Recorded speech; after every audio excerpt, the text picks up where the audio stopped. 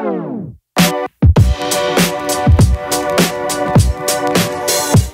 guys, so this is the first of our video series that will be covering features of the new Samsung Galaxy Note 9. We'll be doing this every Thursday bi-weekly for the next 2 months, so stay tuned for that. So it isn't a Galaxy Note device without the S Pen, and with the new Samsung Galaxy Note 9, the S Pen has also received some new features. So here are some cool things that you can do with the new S Pen.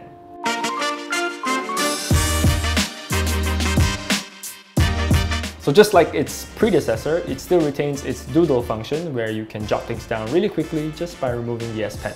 You can also draw and write over screenshots, so that's pretty cool. Oh, and if you have the ocean blue version of the Note 9, you know, the blue body with the yellow stylus, you can doodle in neon yellow ink, so that's pretty cool. With the inclusion of Bluetooth Low Energy, it is much more than a mere stylus now. The S Pen essentially functions as a remote control. You can browse through your gallery without having to touch the screen. You can pause and play and even skip on your music and video players. Speaking of pausing and playing, you can also do that in the voice recording app.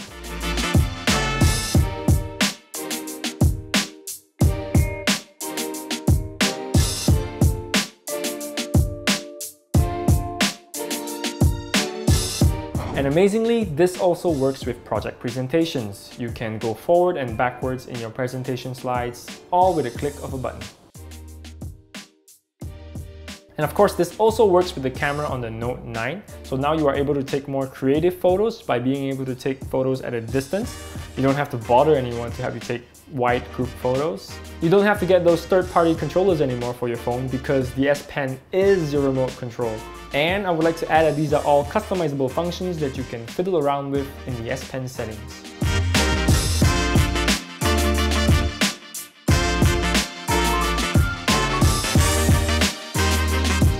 Okay, so to access the S Pen settings, all you need to do is to click on this air command right here and then click on the gear icon. So that will take you directly to the S Pen settings. Or you can go to the regular phone settings, click on advanced features and S Pen. That will take you to the S Pen settings as well.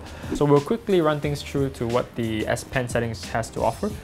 First of all, we have this screen off memo, which is the doodle function that we mentioned earlier. Next is the air view, which basically previews information or text when you hover on a certain text or image. So kind of like this, when I hover on the air command, it says air command. Then we have the direct pen input, which is for when you want to write something instead of typing with the keypad. Moving on, we have the pointer, which is basically this little dot when you hover your S Pen on the screen. I don't know if you can see it, but it's there. Then over in this section, this is the air command section, which controls this little thing right here. You can toggle it on or off depending on your preferences and add shortcuts to it as well.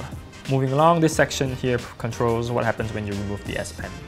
So going back up to the S Pen remote, here displays the battery life of the S Pen when using it as a remote. We'll go back to that in a bit. So essentially there are 3 actions you can perform with the S Pen. The long press, which by default opens the camera, but of course you can change that to launch whatever app you want, so yay to customizability. And of course, with it having Bluetooth Low Energy, it's going to run out of power, but you can easily charge it back up just by putting it back into the Note 9. And according to the specs, just 40 seconds is enough to get it to full charge, allowing it for 30 minutes of use or 200 clicks on the stylus.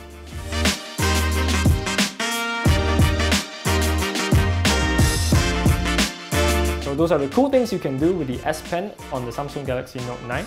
Do let us know what you guys think of the S Pen in the comments section below. Stay tuned to the next video where we will be covering the camera features of Note 9.